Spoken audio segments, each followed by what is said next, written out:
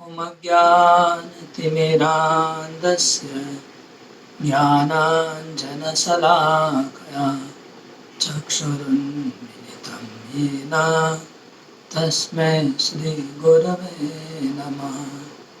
श्रीचैतन्यमनोभीष्टं स्थापितं येन भूतले स्वयं रूप कदा मह्यं ददाति स्वपदान्तिकम्। वन्देऽहं श्रीगुरो श्रीयुतापदकमलं श्रीगुरुन् वैष्णवांश्च श्रीरूप साग्रजातं सगण रघुनाथान्वितं तं सजीवं साद्वैतं सावधूतं हरिजनाश्रितं कृष्णचैतन्यदेवं श्रीराधा कृष्णपादान् सगणललिता श्री विशाखान्वितांश्च नमो विष्णुपादाय कृष्णपृष्ठाय भूतले श्रीमते भक्तिवेदान्त स्वामिनिति नामिने। नमस्ते सरस्वते देवे गौरवाणी प्रचारिणे निर्विशेष शून्यवाद पाश्चात्य देशतारिणे। नमो महावदान्याय कृष्ण प्रेम प्रदायते कृष्णाय कृष्ण चैतन्य नाम्ने गौरत्विषे नमः। हे कृष्ण करुणा सिन्धो दीनबन्धो जगत्पते गोपेश गोपिकान्त राधाकान्त नमोस्तुते। तप्तकाञ्चन गौराङ्गी राधे वृन्दावनेश्वरी वृषभानुसुते देवी प्रणमामि हरिप्रिये। जय श्री कृष्ण चैतन्य प्रभु नित्यानंद श्री अद्वैत गदाधर श्रीवासादि गौर भक्तवृंद। हरे कृष्णा कृष्ण कृष्णा हरे हरे हरे राम राम राम हरे हरे। हरे कृष्णा। सभी भक्तों को आज की इस प्रातःकालीन श्रीमद् भागवतम की कक्षा में बहुत बहुत हार्दिक स्वागत है। आइए हम लोग थोड़ा सा नवद्वीप धाम महिमा से एक दो श्लोक का पाठ करते हैं। कल हमने श्लोक नंबर 39 मिस किया था, उसको करेंगे 39 और 41। नानामार्गरतोऽपि दुर्मतिरपि त्यक्तस्वधर्मोऽपि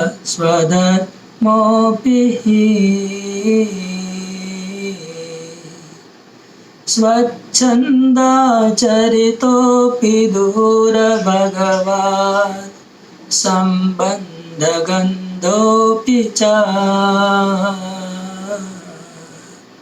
कुर्वन् यत्र च कामलोभवशतो वासं समस्तोत्तमम्।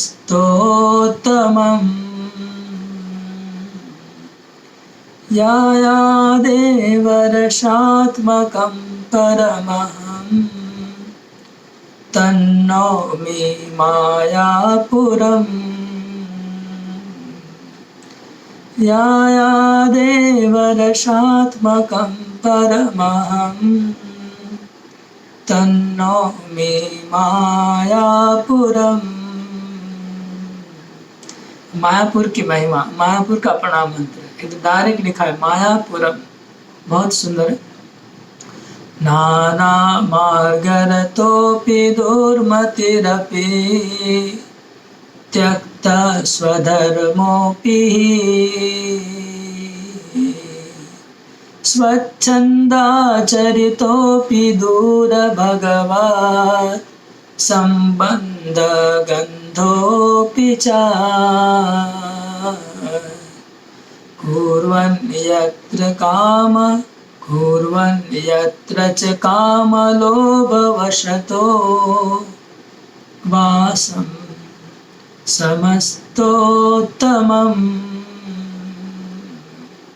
समन्तोत्तमम्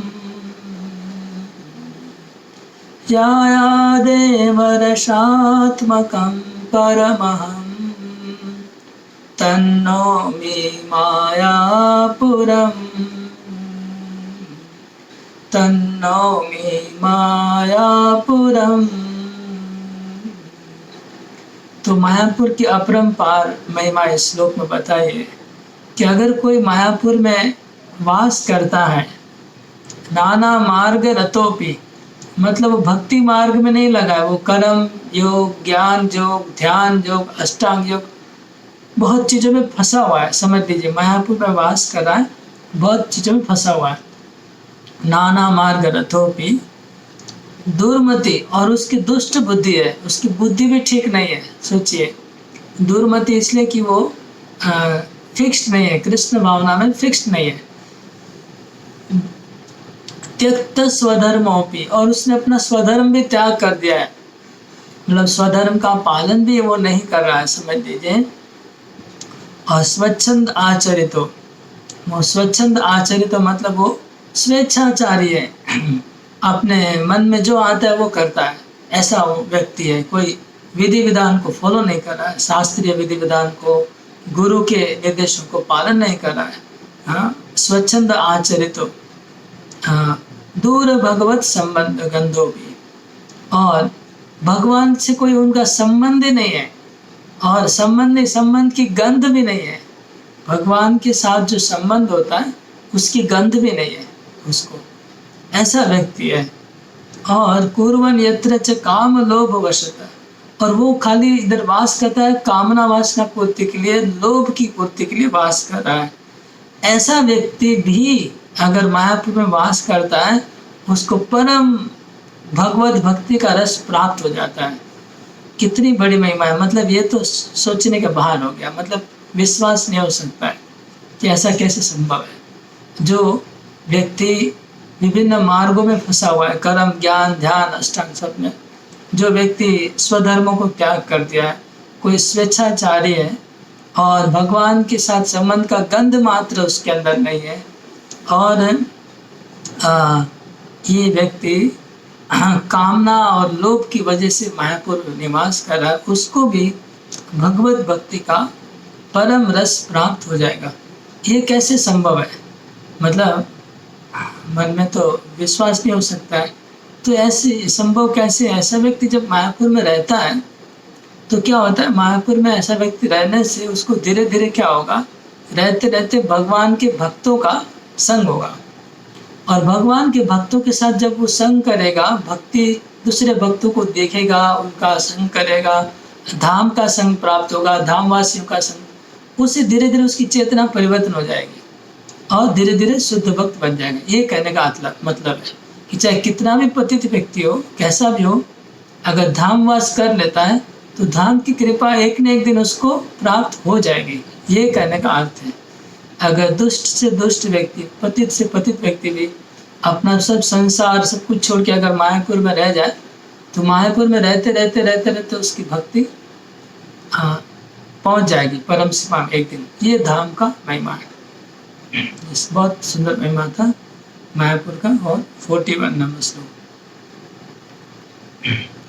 भजन्तमपि देवतान्तर अथाक्षरब्रह्मणि स्थितं वसुदेव वा विषयभोगमात्रे रतम् अचिन्त्य निजशक्तितः स्वगतराधिका माधवा प्रगाढरसमोहितं कुरुत एव कोलाटवी भजन्तम् अपि देवान्तर अथाक्षरब्रह्मणि स्थितं वसुदेव वा विषयभोगमात्रे रतम् अचिन्त्य निजशक्तिता स्वगतराधिका माधवा प्रगाढरसमोहितं कुरुते अकोलाटवी। वो ये तो और अद्भुत महिमा है, मतलब बहुत महिमा धाम की, मतलब वर्णन सुन के चमत्कार हो जाएगा। लिखा है कि अगर कोई व्यक्ति नवद्वीप धाम में निवास करता है, कोलद्वीप में, कोलद्वीप मतलब जो अभी गंगा के उस पार जो नवद्वीप टाउन है उसका महिमा, नवद्वीप धाम और उस एरिया का गंगा के उस पार।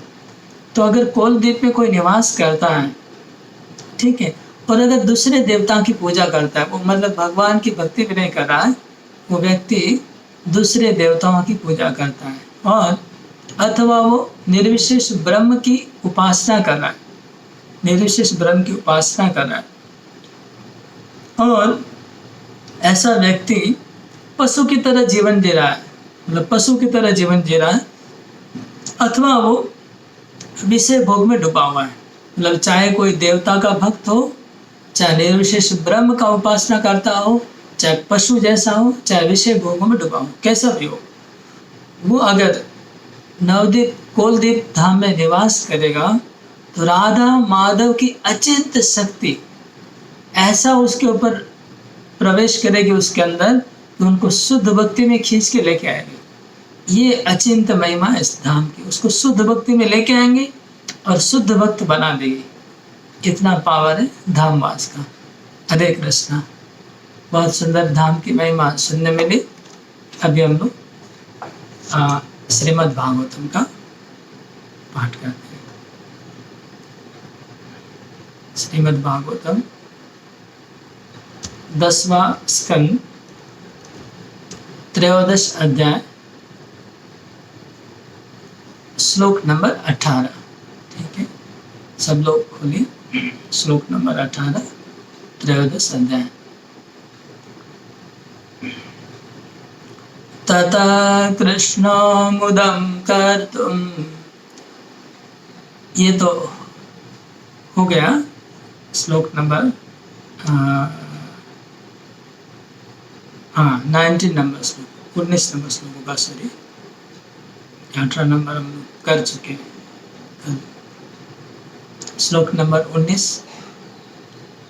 जिनके पास भागवतम होगा प्लीज आप लोग भागवतम खोलिए और फॉलो करेंगे 10वां स्कंद 13 अध्याय 19 श्लोक। और हमारे प्रभु लोग कमेंट सेक्शन में श्लोक डाल रहे हैं, आप उसको भी फॉलो कर सकते हैं कमेंट सेक्शन में, तो आप साथ में पढ़ पाएंगे श्लोक को। यावत् वत्स पवत्स काल्पकवपुर् यावत् कराग्र्यादिकम्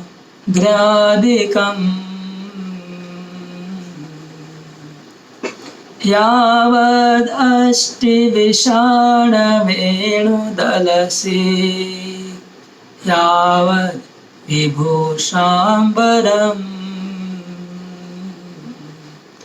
यावत् शीलगुणाभिधाकृतिवयो यावद् विहारादिकम् सर्वं विष्णुमयं गिरोऽङ्गवदजा सर्वस्वरूपो बभो।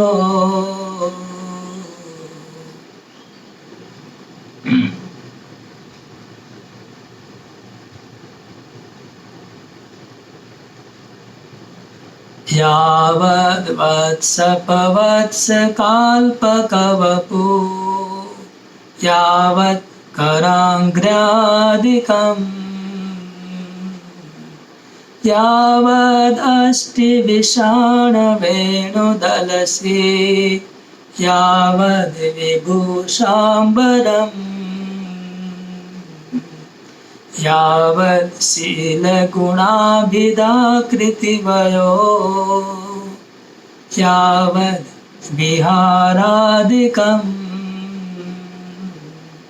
सर्वं विष्णुमयं गिरोऽङ्गमदज सर्वस्वरूपो बभो। बहुत अच्छा श्लोक है, बहुत अच्छा श्लोक। भगवान अपने आप को असंख्य बालकों में और बछड़ों में विस्तार किया है और सबका स्वरूप एज इट इज बन गया है, जैसा था वैसा, वही वर्णन है, इसलिए बहुत सुंदर श्लोक है। यावत् वत्सपवत्स काल्पकवयो यावद् कराङ्घ्रादिकम् यावद् अष्टिविषाणवेणुदलसे यावद् विभूषाम्बरम् यावत् शीलगुणाभिधाकृतिवयो यावद् विहारादिकम् सर्वं विष्णुमयं गिरोऽङ्गमदज सर्वस्वरूपो बभो। बहुत सुंदर श्लोक है। अपने वासुदेव रूप में कृष्ण ने खोए हुए बालकों तथा ग्वालों तथा बछड़ों की जितनी संख्या थी उतने ही वैसे ही शारीरिक स्वरूपों, उसी तरह के हाथ पांव तथा अन्य अंग वाले, उनकी लाठियों, तुरैयों, बंसियों, उनकी भोजन के छिकों, विभिन्न प्रकार से पहनी हुई उनकी विशेष वेशभूषाओं तथा गहनों, उनके नामों, उम्र, विशेष कार्यकलापों एवं गुणों से युक्त स्वरूपों में अपना विस्तार किया। इस प्रकार अपना विस्तार करके सुंदर कृष्ण ने यह उक्ति सिद्ध कर दी, समग्र जगत विष्णुमयम, भगवान विष्णु सर्वव्यापी है। बहुत बहुत सुंदर और बहुत अद्भुत ऐश्वर्य। इस ऐश्वर्य का प्रकाश करने के लिए तो ये ब्रह्म विमोहन लीला हुआ है। इसी के लिए तो ब्रह्मा को विमोहित किया गया है, ताकि भगवान का अचिंत्य ऐश्वर्य प्रकट हो जाए। तो यहाँ पर भगवान कृष्ण अपने आप को बछड़ों में और बालकों में प्रकाश किए। तो भगवान ने जो अपने आप को बालकों और बछड़ों में प्रकाश किया है, उसका वर्णन है कि कैसा प्रकट। यावत वत्सप वत्स, जितने संख्या में बछड़े थे और जितनी संख्या में ग्वाल बाल थे, उतनी संख्या में ही भगवान ने अपने आप को प्रकट किया। मतलब एग्जैक्टली द सेम नंबर, जितनी संख्या में बछड़े उतनी संख्या में बाल। और काल्पक वपु, जैसा जैसा शरीर था, मतलब अगर किसी का शरीर 5 फुट का है, मतलब 5 फुट के नहीं बच्चे, 4 फुट है, 4 फुट 1 इंच 2 इंच, एग्जैक्टली उतना ही साइज सबका शरीर, उतना ही वजन, जैसा था वैसा ही कलर, कोई सांवरा है, कोई गोरा है, कोई लाल रंग के, कोई पीले रंग के, जितने रंग के, जैसे जैसे रंग के उनके शरीर थे, वैसा ही एग्जैक्टली शरीर ग्रहण किया। और करांग्री आदिकम, जैसे जैसी उंगलियां थी उनकी सबकी, तो उंगलियां सबकी अलग होती है। जैसे आपको पता होगा, जैसे हम लोग अंगूठा लगाते हैं, किसी का मैच नहीं होता है वर्ल्ड में, ये जो फिंगर टिप होता है, तो भगवान ने एग्जैक्टली सेम फिंगर सबके, जो फिंगर्स थे वैसे ही फिंगर सबके प्रकट किए। और 1-2 नहीं है, करोड़ों की संख्या में है। भगवान ने अपने आप को विस्तार किया है कृष्ण ने। और जितने भी ग्वाले और बछड़े जैसे भी थे, किसी की अगर 6 उंगली है तो 6 उंगली वाला ही वो बच्चा है, किसी का अगर कोई उंगली कटी हुई है तो कटी हुई उंगली रहेगी, जैसा वैसा ही। किसी की उंगलियां बड़ी है तो बड़ी उंगली रहेगी, ऐसा ही रूप उन्होंने धारण किया है भगवान ने। करांग्री आदिकम, हाथ और पाँव, जैसे जैसे हाथ पाँव थे साइज के, रूप के, वैसे प्रकट किए। यावद अष्टि विषाण वेणु, जो जो बालक अपने हाथ में जैसी जैसी लकड़ी लाया था वैसी लकड़ी है। हाँ? ले लो अपनी लकुटी कमरिया, बहुविध नाच नचायो। तो जितने भी बालकों के पास लकड़ी है गाय चराने की, वैसे ही लकड़ियां सबके हाथ में हैं, उसी लकड़ियों को भगवान ने प्रकट किया है। यावद अष्टि विषाण और सिंगा, जैसा जैसा सिंगा था वैसा सिंगा है, जैसी जैसी बंसरी थी सबके पास वैसे ही बंसरी सबने प्रकट की है, सब बालकों ने। मतलब सब बच्चे जब घर पे जाएंगे तो उनको अपने बच्चे में कोई डिफरेंस नहीं लगेगा। जो कृष्ण बालक बन के अपने माँ के पास जाएंगे तो उनकी माँ देखेगी कि जो कपड़ा उन्होंने पहना के भेजा था वही कपड़ा पहन के बालक वापस आया है, और वही उनका उम्र है, वही उनका साइज है, वही उनका कलर है। वो जो जो खाने में डिब्बे में जो दिया था सिग, जो डिब्बा थे तो वही डिब्बा वापस आया है खा के, सब कुछ सेम। भूषाम्बरम, और जितने जितने अलंकार घर से जो जो बालक पहन के आए थे उतने ही अलंकार, उतने ही वस्त्र सबके प्रकट हुए हैं। यावत शील गुण, और इतना ही नहीं, जो बालक का स्वभाव जैसा था भगवान ने वैसा ही स्वभाव प्रकट किया है। कोई बालक बहुत गुस्से वाला है तो कृष्ण वो उस बालक के गुस्से वाला रूप में प्रकट हुए हैं। कुछ बालक बहुत नम्र है तो वो बालक नम्र रूप में, कृष्ण नम्र रूप में उनके घर पे लीला कर रहे हैं। कोई बालक बहुत जिद्दी है तो भगवान उनके घर में जिद्दी रूप में लीला कर रहे हैं। कोई बालक अगर बहुत तूफानी है तो भगवान उनके घर में जाकर तूफानी का लीला कर रहे हैं। मतलब भगवान ने अपने आप को सब बालकों में विस्तार किया, जैसे जैसे बालक थे असंख्य बालक, भगवान वही रूप बालकों का, वही उनका रंग, वही उनका गुण, वही उनका चरित्र सब प्रकट कर चुके कृष्ण। और उस रूप में, उस रंग में, उस रूप में, गुण में उनके घरों में जाके भगवान लीला कर रहे हैं। कितनी अद्भुत अचिंत्य ऐश्वर्य है ये, कि सबके गुण और शील भी जैसे थे वैसे ही प्रकट हुए हैं। और आकृति और वय, उनकी जैसी जैसी आकृतियां थी सब बालकों की, भगवान ने वैसी आकृति प्रकट की है। और वय मतलब उम्र जैसी थी वैसी उम्र प्रकट की है। यावद विहार आदिकम, और जो जो बालक जिस प्रकार से अपने घरों में विहार करते थे, जिस प्रकार का विहार करते थे, जिस प्रकार का उनका स्वभाव था, वैसा स्वभाव भगवान ने घरों में जाके प्रकट किया है, उनके घरों में जाके, कि उनको इतना सा भी पता नहीं चलेगा कि ये उनका बालक नहीं है, ये भगवान मतलब उनके घर पे जाके बालक बन के प्रकट हो रहे हैं, उनको लगा कि उनका ही बालक है।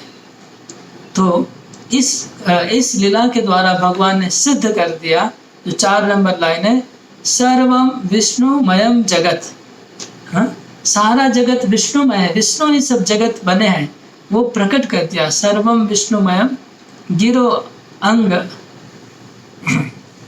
अंगवत, वो जो वाणी थी वो वाणी को भगवान ने प्रकट कर दिया। सर्व स्वरूपो बभो, भगवान सर्व स्वरूपो भवो, भगवान स्वयं समस्त बालक और बछड़े बन गए, स्वरूप में, एकदम स्वरूप में प्रकट हुए हैं। सब कुछ भगवान से सृष्टि हुआ उसका प्रमाण ये श्लोक में प्रमाण है कि जितने भी जीवात्मा हैं भगवान के अंश से, जितने भी जीवात्मा मतलब भगवत कैटेगरी के भगवान ही बने हुए ये सब। तो भगवान चाहेंगे तो दूसरा एक कॉपी बना सकते हैं पूरे जगत का। हमारे सामने जितने भी लोग अभी हैं जिसके साथ हम डील कर रहे हैं, भगवान अगर चाहते तो ऐसा ही एक और कॉपी बना सकते हैं भगवान अपने से। तो सब कुछ भगवान से बना है, भगवान ही अपने आप को इतने रूप में प्रकाश किया है, इसका एकदम हूबहू प्रमाण इस लीला में हुआ है। अचिंत्य भगवान की लीला है, अचिंत्य। तो आइए इस श्लोक का थोड़ा सा कमेंट्री देख लेते हैं, विश्वनाथ चक्रवर्ती ठाकुर क्या कहते हैं। यहाँ पर विश्वनाथ चक्रवर्ती ठाकुर का टिप्पणी इस श्लोक का बहुत छोटा दिया, इसमें हम जीव गोस्वामी का टीका पढ़ते हैं। जीव गोस्वामी बृहद वैष्णव तोषणी, जीव गोस्वामी और सनातन गोस्वामी का दोनों को मिला के, उसमें वो कहते हैं, बहुत सुंदर टिप्पणी है इसमें बृहद वैष्णव तोषणी का। कहते हैं कि ओके,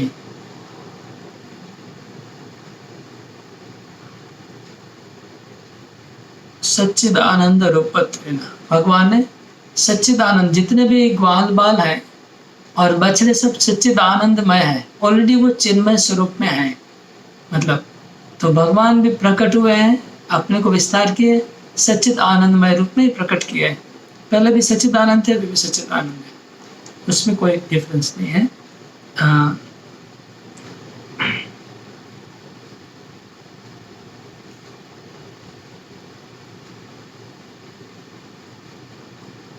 तो अभी यहाँ पर लिखा है कि भगवान के अंगुली आदि जैसे के वैसे थे। इसमें हमारे सनातन गोस्वामी कहते हैं कि अंगुली आदि, आदि मतलब जिन बालकों के जिस प्रकार के उनका शरीर का रंग था वैसा है, उन शरीर के उनकी उनकी जैसी गंध थी जिन बालों की, वैसी गंध प्रकट किए कृष्ण ने। जैसे उनकी बोली थी, सब बालकों की बोली अलग होती है ना, किसी का स्वर अलग होता है, जैसा जैसा जिन बालों का स्वर था उसी प्रकार का स्वर भी भगवान ने प्रकट किया। और नख जिसके जैसे जैसे जैसे नख थे वैसे नख भगवान ने प्रकट किए। रोम जिन जिन बालकों के जैसे जैसे रोम थे वैसे रोम प्रकट किए। तो रोम, नख, गंध शरीर की और स्वर और उनके शरीर के वर्ण सब जैसे जैसे वैसे प्रकट किए। और तद्भूषण आदि परिच्छदम, और जैसे जैसे उन्होंने अलंकार पहने थे वैसे भगवान ने प्रकट किए। इसके बाद यावत शील इत्यादि ना स्वभाव, कोई शांत स्वभाव का तो शांत, कोई बच्चा दक्ष तो भगवान ने दक्ष रूप प्रकट किया, कोई किसी का गंभीर है तो गंभीर रूप प्रकट किया, कोई करुण है तो करुण जैसे प्रकट किया। इस तरह से जैसे जैसे गुण था वैसा प्रकट किया। और एक आश्चर्य की बात है, भगवान ने इतना मतलब ये किया कि पितृमात्रादिषु व्यवरणम पूर्वाचरित स्मरणादि कम आत्मनस्य स्वतएव। और जब बालक उनके घर पे जाते, मतलब कृष्ण सबके घर पे बालक बन के जाते हैं, तो वहाँ पर जैसे जो बालक उनका जो आगे से बातचीत तो बहुत दिनों से चल रहा है ना अपनी माताओं के साथ बालकों का, तो उसको स्मरण करते हुए कृष्ण बात कर रहे हैं। ऐसा नहीं कि अभी पहली बार उनके घर गए तो कल का कुछ पूछा तो कुछ पता ही नहीं है, कल के बारे में कुछ माता ने बच्चे को पूछा कि कल तुमने क्या खाया था व तुम कल, तो वो पूरा स्मरण है उस बालक को, मतलब कृष्ण बने हुए वो बालक। और ऐसा नहीं कि कृष्ण नए फर्स्ट टाइम गए तो कुछ उनको पीछे का मतलब सब याद रख के फिर कर रहे हैं लीला। जैसे हम लोग मोबाइल नया लेते हैं तो पीछे मोबाइल का जो डाटा होता है जो कॉन्टेक्स्ट ऑटोमेटिक उसमें आ जाता है ना, तो फिर हम लोग को लगता नहीं कि नया मोबाइल ऑटोमेटिक काम है। इसी प्रकार भगवान या मोबाइल जब नया लैपटॉप लेते तो पुराना सॉफ्टवेयर इसमें डाल देते हैं तो काम आगे बढ़ जाता है। तो भगवान जब उधर प्रकट हुए उनके सामने, तो पीछे का जो उनका जो इंटरेक्शन जैसा जैसा था पिछले दिनों का, उसी हिसाब से इंटरेक्ट, जैसे किसी बालक ने कहा होगा कि कल मुझे फलाना वस्तु खाना है, लड्डू खाना है, तो आज वो कृष्ण जाके बालक बन के उनके घर गए तो पूछ रहे कि तुमने वहाँ वो बनाया कि नहीं वो खाना। इस तरह से तो पिछले दिन का भी कंटिन्यूएशन किया सब बालकों ने अपने घर पे जाके, ये अद्भुत था। उसके बाद तो आत्मनस्य स्वतएव तस्यांशत्वेन पुरापि अभेदात्, तो कहने का मतलब है कि सब बालक कृष्ण के अंश हैं। तो अभी तो कृष्ण ही बालक बने हुए हैं और बाल बालक, लेकिन पहले के जो ओरिजिनल बालक थे, ओरिजिनल बछड़े थे, वो भी कृष्ण के ही अंश है, वो भी कृष्ण से अभिन्न है। तो कृष्ण तो अंतर्यामी, पहले से सब एक्टिविटी उनको पता है। तो कृष्ण ने गीता में कहा है, बहुत सुंदर श्लोक है, वेदाहं समतीतानि वर्तमानानि चार्जुन भविष्याणि च भूतानि मां तु वेद न कश्चन। वेदाहं समतीतानि वर्तमानानि चार्जुन भविष्याणि च भूतानि मां तु वेद न कश्चन। कृष्ण कहते कि मैं समस्त जीवों का पास्ट जानता हूँ, प्रेजेंट जानता हूँ और फ्यूचर जानता हूँ। समस्त जीवों का, एक दो जन का नहीं, जितने भी जीवात्मा हैं सभी जीवात्माओं के पास्ट भगवान जानते हैं, प्रेजेंट सबका जानते हैं, फ्यूचर सबका जानते हैं, क्योंकि भगवान ही सब बने हुए हैं। लेकिन इसके बाद भी सब कुछ भगवान बने हुए हैं, इसके बाद भी भगवान अलग भी हैं। इसके बाद भी जब ये बालक आते हैं, जब गाय चराने, तो भगवान ऐसे नहीं कि सब गाय तो सब कृष्ण ही आस में सब भगवान, तब वो आगे हम डिस्कस करेंगे। जब यद्यपि भगवान सब रूपों में बने, उसके बाद भी वो लोग जब कृष्ण से मिलते हैं तो कृष्ण को सुबह आके आलिंगन करते हैं, अरे कृष्ण तुमको रात भर तुमको मैं देखा नहीं, तुम्हारे से मुलाकात नहीं हुआ। सुबह आके मिलते हैं कृष्ण को और ऐसा फील करते हैं कि कृष्ण से बहुत दिन रात सारा रात मिल नहीं पाए, कृष्ण से 12 घंटा हो गया, कृष्ण को देखा नहीं, ये फीलिंग है। यद्यपि कृष्ण ही बने हुए हैं ग्वाल बाल और बछड़े, लेकिन जब मिलते हैं सुबह एक साथ तो सभी कृष्ण को ऐसा ही फील होता है कि ये सभी ग्वाल बाल और बछड़े हैं और उनसे मिल रहे। ये फीलिंग भी कृष्ण को मेंटेन किए। ये अचिंत्य अचिंत्य शक्ति है भगवान की। कि भक्ति के बिना ये बात समझ में नहीं आएगी। मतलब सब कुछ एक नहीं हो गया, एक है, कृष्ण ही है, लेकिन अलग भी हैं, एक साथ मेंटेन कर रहे हैं कृष्ण। ये भगवान की एक साथ अभिन्न और भिन्न, ये तत्व जीव गोस्वामी ने बहुत सुंदर से स्टैब्लिश किया है। अचिंत्य भेदाभेद यहाँ पर प्रकट हुआ वो तत्व, अचिंत्य भेदाभेद तत्व।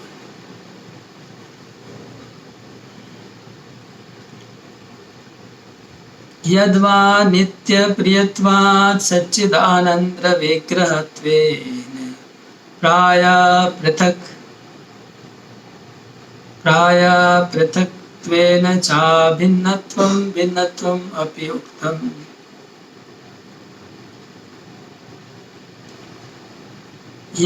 यद्वा नित्य प्रियत्वात् सच्चिदानंद विग्रहत्वेन प्राय पृथक्त्वात् संभवादनुक्ति। क्योंकि अत्यंत प्रिय है भगवान के वो बालक, बाल है, इसलिए भगवान से अभिन्न, ऑलरेडी अभिन्न है पहले से, लेकिन भिन्न भी है।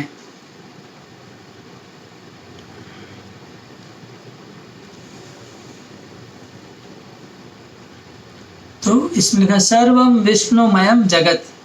विष्णु मतलब भगवान का सर्वव्याप्त रूप, जो भगवान सर्वव्याप्त है उसको विष्णु कहते हैं। तो पूरा जगत विष्णुमय है, विष्णु ही पूरा जगत बने हुए हैं। ये जो शास्त्रों की वाणी थी, वो वाणी ऐसे कहते कि मूर्ति रूप में प्रकट हो गई, ऐसा लगा। ये लिखा है लास्ट में, जो लिखा है गिरा अंगवत, गिरा अंगवत मतलब जो शास्त्रों की वाणी है, ये सर्व विष्णुमयम गिरा अंगवत, जो शास्त्रों की वाणी है कि समग्र जगत विष्णुमय है, भगवतमय है, भगवान सब कुछ बने। ये जो बात जो कहते हैं शास्त्रों की, वो बात आज मूर्ति रूप में प्रकाश हो गई, मूर्ति मंत्र रूप में प्रकाश हो गई कि वास्तव में भगवतमय सब कुछ हो गया। ये सुखदेव गोस्वामी कहते हैं। तो कंक्लूजन ये है जीव गोस्वामी का कि एवं एकस्येव वत्साभिरूपत्वेन तथा पृथक्त्वेन च अभिन्नत्वम भिन्नत्वम अपि उक्तम। तो यद्यपि भगवान विस्तार किया अपने आप को अलग अलग बालकों के रूप में, बछड़ों में, लेकिन भगवान कृष्ण ही है, सभी कृष्ण हैं। कृष्ण होने के बाद भी सब अलग भी है, क्योंकि सबका आचरण अलग है, सब लोग अलग अलग रूप में अपने पेरेंट्स से डीलिंग कर रहे हैं, सब लोग अलग अलग स्वभाव, कृष्ण अलग भी है और एक कृष्ण ही है। दोनों बात अभिन्न और भिन्न एक साथ उपस्थित है। इसको बोलते हैं अचिंत्य भेद तत्व। भेद और भेद मतलब भिन्नता, अभेद मतलब अभिन्नता। तो भेद अभेद एक साथ उपस्थित हुआ है, अचिंत्य भेदाभेद तत्व प्रकट हुआ है मूर्ति रूप में। अचिंत्य भेदाभेद जो तत्व है वो मूर्ति रूप प्रकट हो गया।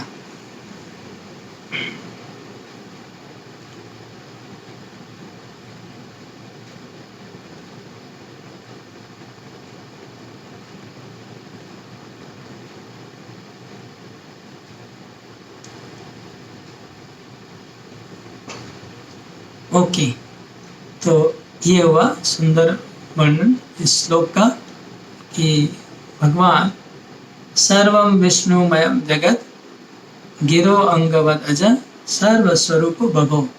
ये सुपर श्लोक है सुपर सिद्धांत एस्टैब्लिश हुआ इस श्लोक में, ध्यान रखिएगा। अगला श्लोक, श्लोक नंबर 20 देखिए। स्वयं आत्मात्मगो वत्सान् प्रतिवार्यात्मवत्सते क्रीडन् आत्मविहारेश्च सर्वात्मा प्राविशत् व्रजम्। इतना एक श्लोक में इतना तत्व दिया हुआ है कि मतलब इसको अगर एक्सप्लेन करना शुरू करेंगे तो पूरा सब शास्त्र इसमें आ जाएंगे, ऐसे श्लोक है। स्वयं आत्मात्मगो वत्सान् प्रतिवार्यात्मवत्सते स्वयं आत्मात्मगो वत्सान् प्रतिवार्यात्मवत्सते क्रीडन् आत्मविहारेश्च सर्वात्मा प्राविशत् व्रजम्। स्वयं आत्मात्मगो वत्सान् प्रतिवार्यात्मवत्सते क्रीडन् आत्मविहारेश्च सर्वात्मा प्राविशत् व्रजम्। अनुवाद, इस तरह अपना विस्तार करने के बाद जिससे वे सभी बछड़ों तथा बालकों की तरह लगे और साथ ही उनके अगुआ भी लगे, कृष्ण ने अब अपने पिता नंद महाराज की व्रज भूमि में इस तरह प्रवेश किया जिस तरह वे उन सब के साथ आनंद मनाते हुए सामान्यतः किया करते थे। अनुवाद, तात्पर्य में प्रभुपाद लिखते हैं, अपने संगी ग्वाल बालों के साथ बछड़ों तथा गौओं की रखवाली करते हुए कृष्ण सामान्यतः जंगल व चरागाह में रहा करते थे। अब जबकि उस असली टोली का ब्रह्मा चुरा ले गए थे तो कृष्ण ने उन सबों का रूप धारण कर लिया था। इसे कोई भी, यहाँ तक कि बलदेव भी नहीं जान पाए। वे अपना काम करते रहे, वे अपने मित्रों का काम करते रहे, आदेश देते जा रहे थे, बछड़ों पर नियंत्रण रख रहे थे। और जब कई घास के लोग में इधर उधर चले जाते तो उन्हें जंगल में ढूंढने स्वयं चले जाते थे। वे ही बछड़े और ग्वाल बने हुए थे। यह कृष्ण की अचिंत्य शक्ति थी।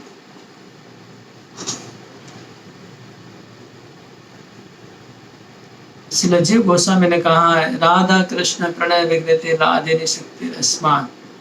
राधा और कृष्ण एक है। कृष्ण अपनी लादिनी शक्ति का विस्तार करके राधा रानी बन जाते हैं। वही लादिनी शक्ति आनंद चिन्मय रस तब भी विस्तृत हुई जब वे स्वयं बछड़े तथा बालक बन गए और ब्रजभूमि में आनंद मंगल बनाने लगे। यह सब योग माया शक्ति द्वारा किया गया था। जो योग माया शक्ति के अधीन है उनके लिए यह अचिंत्य है, महामाया के अधीन है उनके लिए अचिंत्य है। तो ये अद्भुत अद्भुत वर्णन है। श्लोक का समझने का प्रयास करिए। कहते हैं कि स्वयं आत्मा आत्मगो वत्सान् प्रतिवार्यात्मवत्सते।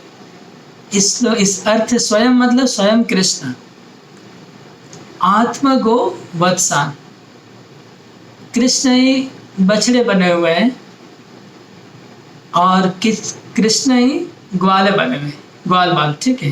तो जब कृष्ण बछड़े चराने जाते थे, अभी कृष्ण जैसे घर पे शाम को आ गए सबको लेकर के, सब लोग सब ग्वाल बाल अपने घर पे जाते हैं। तो कृष्ण जब गाय और बछड़ों को चरा के शाम को लौटना है तो कृष्ण खुद ही अपने आप को, जो बछड़े और ग्वाले बने थे उनको इकट्ठा करते हैं, खुद ही अपने आप को इकट्ठा करते हैं, बछड़ों को इकट्ठा करते हैं, ग्वालों को इकट्ठा, खुद ही जो खुद ही बने हुए उनको अपने आप को इकट्ठा कर रहे हैं। और कोई बछड़ा दूर चले जा रहा है, जो कृष्ण खुद ही है, उनको वो कृष्ण लेने जा रहे हैं दूर से। अरे आ जाओ, कहाँ चले जा रहे हो, चलो चलो घर जाना है, शाम हो गया, लेट हो गया। कोई बालक कहीं दूर चला गया तो कृष्ण उसको बुला रहे, खुद ही है कृष्ण बने हुए, लेकिन उनको ला रहे बुला बुला के। इस तरह से कृष्ण ही ग्वाल बाल बने हुए थे, बछड़े बने हुए थे, फिर भी कृष्ण सबको बुला बुला के इकट्ठा कर रहे थे। प्रतिवार मतलब शाम को जब घर वापस जाना होता है तब सबको बुला के इकट्ठा करना होता है। तो भगवान स्वयं कृष्णा खुद ही ग्वाल बाल और बछड़े बने हुए लेकिन सबको बुला रहे हैं। तो यहाँ पर सवाल हो सकता है कि जब कृष्ण खुद ही ग्वाल बाल बने हुए हैं तो उनको बुलाने की आवश्यकता क्या है, वो तो खुद आ जाएंगे। नहीं, यही बात है कि कृष्ण स्वयं ग्वाल बाल बने हुए हैं लेकिन स्वयं फिर भी अलग भी हैं।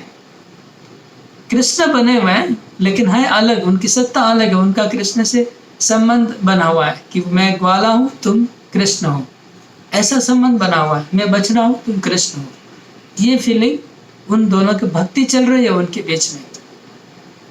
यहाँ पर कृष्ण उनका मित्र है और ये जो सख्य रस चल रहा है, सख्य रस अभी भी चल रहा है। कृष्ण ही बने हुए हैं लेकिन वो कृष्ण नहीं, वो सखा है, सखा रूप में कृष्ण के साथ डीलिंग कर रहे हैं। ये मैं बहुत समझाने का प्रयास कर रहा हूँ, मैं आशा करता हूँ आप लोग समझ गए होंगे।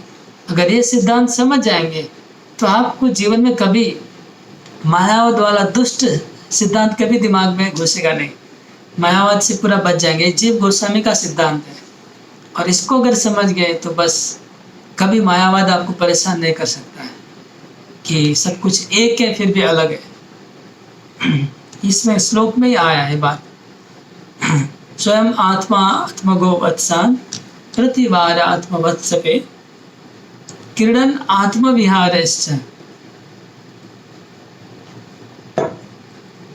क्रीडन आत्मविहारश्च। और भगवान खेल रहे हैं, मतलब जंगल में बच्चों के साथ खेल रहे हैं।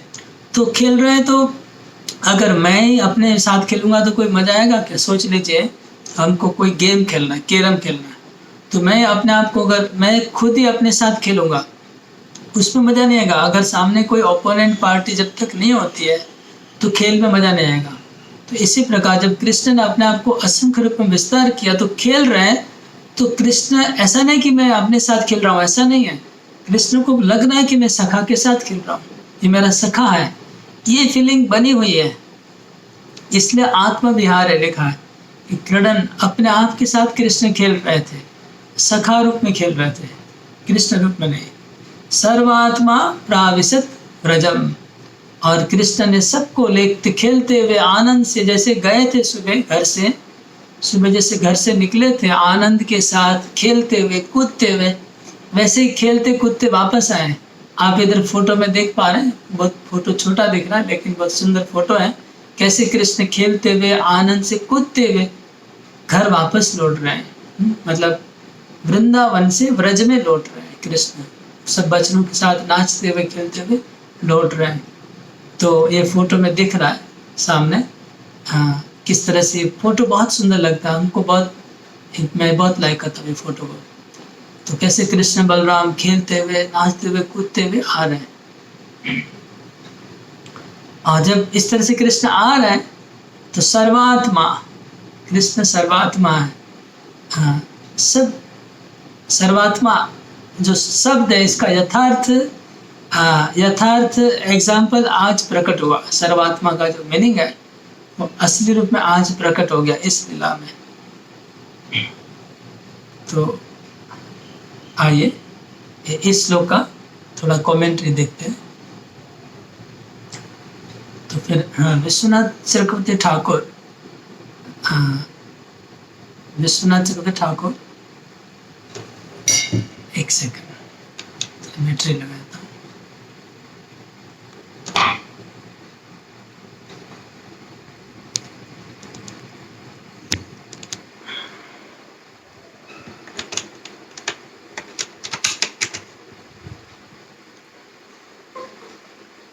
विश्वनाथ चक्रवर्ती ठाकुर इस श्लोक के कमेंट्री में कहते हैं कि भगवान सुबह निकले थे गाय चराने को, बछड़े चराने को, और अगासुर का वध किया। उसके बाद वो भोजन करने के समय ऑलमोस्ट दोपहर के जैसा 11-12 बज गया था। फिर भोजन करते करते ब्रह्मा जी ने बछड़ों को चोरी कर लिया, बछड़ों को और बालों को चोरी कर लिया ब्रह्मा जी ने। तो मध्याह्न काल में ऐसा हुआ चोरी करने वाला काम। उसके बाद क्या हुआ, ब्रह्मा जी वो मायावी बछड़ों को चोरी करके ले गए, योग माया ने असली बछड़ों को सब छुपा दिया और भगवान अपने आप को विस्तार किए। अपने स्वरूप से बछड़े और ग्वाले बने।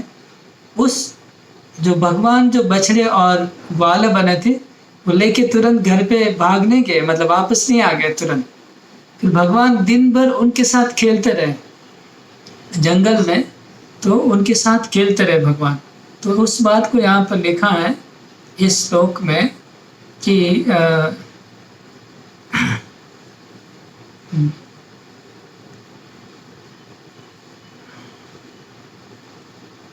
लिखा है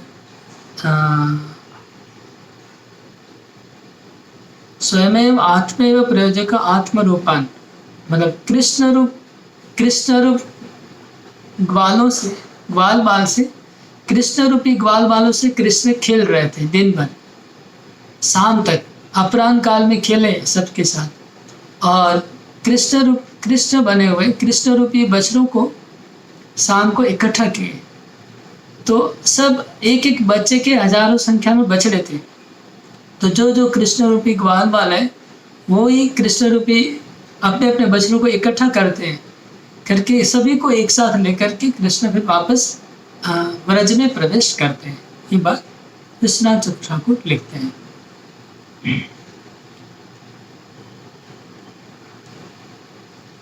अब यहाँ पर जो भगवान जो ये क्रीड़ा जो आरंभ किए, ये जो कृष्ण भगवान इस तरह से अपने आप को विस्तार किए, ये विस्तार करके 1 वर्ष लगा उनको। 1 वर्ष इस तरह से भगवान लीला करते रहे।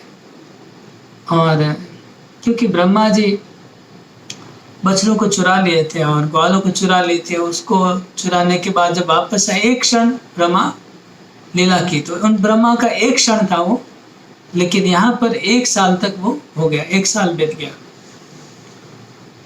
और जैसे कि पहले कहा गया कि उस दिन बलराम जी नहीं गए थे वन में, जिस दिन ब्रह्मा ने चोरी किया उस दिन बलराम जी नहीं गए थे।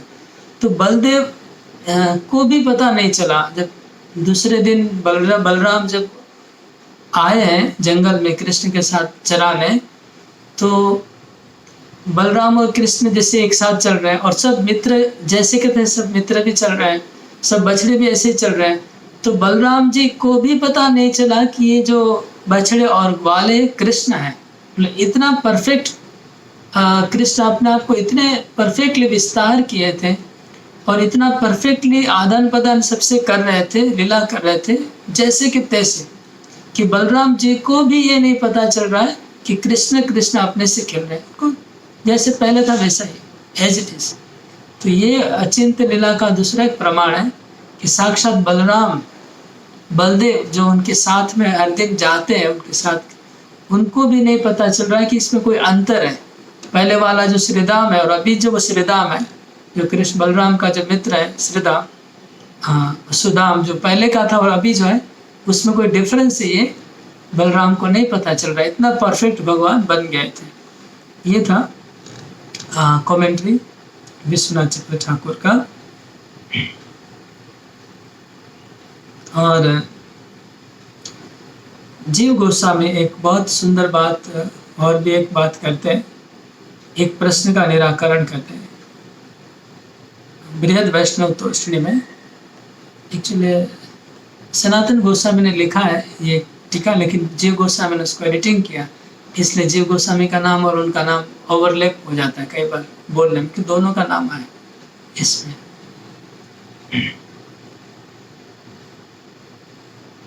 तो यहाँ पर सनातन गोस्वामी बहुत सुंदर बात उठाते हैं कि यहाँ पर सर्वात्मा, इस श्लोक में सर्वात्मा शब्द आया है। सर्वात्मा मतलब कृष्ण ये सब ग्वाल बाल बने हुए थे, सर्वात्मा कृष्ण ब्रज में वापस एंटर किए, प्रवेश किए ब्रज में सबको लेकर के। तो सर्वात्मा शब्द के ऊपर कहते हैं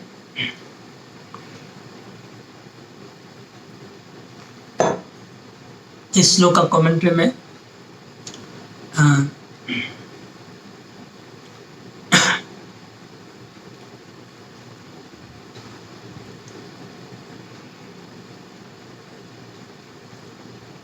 सर्वात्मा शब्द से ये कह रहे हैं सनातन गोस्वामी का कहना कि अभी जो बछड़े और ग्वाले व्रज में प्रवेश कर रहे हैं, और जो ओरिजिनल जो बछड़े और ग्वाले थे उसमें भेद बता रहे हैं, इसलिए सर्वात्मा लिखा है कि अभी वो ओरिजिनल ग्वाले और बछड़े व्रज में नहीं आ रहे हैं, कृष्ण आ रहे हैं। मतलब कृष्ण को उनसे ज़्यादा प्रेम है, याद रखिए। जो ओरिजिनल ग्वाले और बछड़े हैं उनसे कृष्ण को अधिक प्रेम है। कृष्ण उनको प्यार करते हैं, तो कृष्ण खुद बने हुए हैं। तो ये थोड़ा सा बताने के लिए सर्वात्मा वर्ड आया है कि इसमें कृष्ण ही एंटर किए, और कृष्ण के जो निजी रियल मित्र और ग्वाले बाल है वो नहीं है कृष्ण के साथ अभी। तो पहली बात उपस्थापन करते सनातन गोस्वामी। तो कृष्ण के लिए वो ज़्यादा प्रिय है, ये बात बता रहे हैं, जो ओरिजिनल है। उसके बाद क्योंकि भागवतम में कृष्ण ने एक जगह किया है, 9वें स्कंद में 4थे अध्याय में 64 नंबर श्लोक में कृष्ण कहते हैं, नाहम आत्मानम आशा से। कृष्ण कहते कि मैं अपने आप को उतना प्यार नहीं करता हूँ जितना मेरे भक्तों को मैं प्यार करता हूँ। ये कृष्ण ने खुद कहा है। इस श्लोक के सिद्धांत के अनुसार कृष्ण को जो वो ओरिजिनल है उनसे ज़्यादा प्रेम है, ये ध्यान में रखिए। ये एक एक बात बहुत सिद्धांतिक बात है, जो तत्व जानना चाहते हैं, तत्व समझना चाहते हैं, उनके लिए जरूरी है। इसके बाद अभी सनातन गोस्वामी एक प्रश्न उठाते हैं, अगर ऐसी बात है तो फिर जो उनके असली बछड़े और असली बछड़े जो हैं और असली जो ग्वाल बाल है वो कृष्ण के साथ नहीं आए, तो क्या उनको कृष्ण के विरह का दुख अनुभव नहीं होगा? क्या वो कृष्ण विरह में दुखी नहीं होंगे? ये प्रश्न उठाते हैं। तो कहते नहीं, उनको दुख नहीं होगा। क्यों दुख नहीं होगा? क्योंकि उनको योग माया के द्वारा मोहित किया गया है, और 1 साल के बाद जब वो कृष्ण वापस आएंगे तो उनको पता ही नहीं चलेगा कि वो लोग कृष्ण से अलग हुए थे 1 साल के लिए। ये उनको ज्ञान ही नहीं है, उनको अज्ञान में रख दिया गया है, मतलब सुप्त अवस्था में चले गए 1 साल के लिए। उनको पता नहीं है कि वो कृष्ण से अलग हुए, ये पता उनको नहीं चल रहा है, क्योंकि उनको माया के द्वारा मोहित किया हुआ है। तो ये उसका आंसर देते हैं। सनातन बहुत सुंदर सिद्धांत है, ध्यान में रखना है। उसके बाद प्रश्न उठाते, अच्छा ऐसी बात है, उनको तो माया ने मोहित कर दिया इसलिए उनको दुख नहीं हुआ, तो क्या कृष्ण को दुख नहीं हो रहा है? कृष्ण को मन में दुख नहीं आ रहा है कि हमारे जो प्रिय बछड़े और ग्वाले जंगल में रह गए, मैं उनको घर पे उनके साथ नहीं ले जा रहा हूँ, तो कृष्ण को दुख होना चाहिए? तो उसका आंसर तो नहीं। इसलिए लिखा है सर्वात्मा, कृष्ण सर्वात्मा है। कृष्ण तो सर्वानापि निज शक्ति विशेषण सदा व्याप्य वर्तते एवेति। भगवान कृष्ण की शक्ति है, सब ग्वाल बाल कृष्ण हमेशा उनके हृदय में विराज करते। कृष्ण हमेशा सर्वत्र व्याप्त है, इसलिए कृष्ण के साथ उनका वियोग हो नहीं रहा है, कृष्ण से उनका वियोग नहीं हो रहा है। इसलिए कृष्ण को किसी प्रकार का उनके विरह का दुख इसमें नहीं हो रहा है। ये बात आए तो बहुत सुंदर वर्णन हुआ। और एक श्लोक करते हैं, टाइम कितना बचा? ओके, और एक श्लोक करते हैं। श्लोक नंबर 21। तत्तद्वत्सान् पृथक् नीत्वा तत्तत् गोष्ठे निवेशस तत्तदात्मा भवद्राजन् तत्तत् सद्मा प्रविष्टवान्। तत्तद्वत्सान् पृथक् नीत्वा तत्तद् गोष्ठे निवेशस तत्तदात्मा भवद्राजन् तत्तत् सद्मा प्रविष्टवान्। तत्तद्वत्सान् पृथक् नीत्वा तत्तद् गोष्ठे निवेशस तत्तदात्मा भवद्राजन् तत्तत् सद्मा प्रविष्टवान्। तत्तद्वत्सान् पृथक् नीत्वा तत्तद्गोष्ठे निवेशसा तत्तदात्मा भवद्राजन् तत्तत् सद्मा प्रविष्टवान्। बहुत सुंदर लीला है। ये महाराज परीक्षित, जिन कृष्ण ने अपने को विभिन्न बछड़ों तथा विभिन्न ग्वाल बालों में विभक्त कर लिया था, वे सब बछड़ों के रूप में विभिन्न गौशालाओं में और फिर विभिन्न बालकों के रूप में विभिन्न घरों में घुसे। ये श्लोक बहुत सुंदर है। श्लोक का अर्थ है तत्त वत्सान पृथक नित्वा। जब समस्त ग्वाल बाल और बछड़े जब ब्रज में वापस आए तो क्या सब बछड़े इकट्ठे होते हैं, सब मिक्स होके रहते हैं। आप लोग ने अगर देखा होगा, हमने तो बचपन में देखा है कैसे गायें चरती है, शाम को वापस आती है, सबको अलग अलग करना पड़ता है गायों को गांव के बाहर। तो जब ब्रज में एंटर करने के पहले बछड़ों को अलग करना है, तो सब बालक ने अपने अपने बछड़ों को अलग किया। मतलब कृष्ण ही है जो कृष्ण रूपी हर ग्वाल बाल और कृष्ण रूपी कृष्ण ही हर ग्वाल बाल बने हुए हैं। जैसे कृष्ण एक श्रीदाम बना हुआ, तो श्रीदाम कृष्ण है अभी।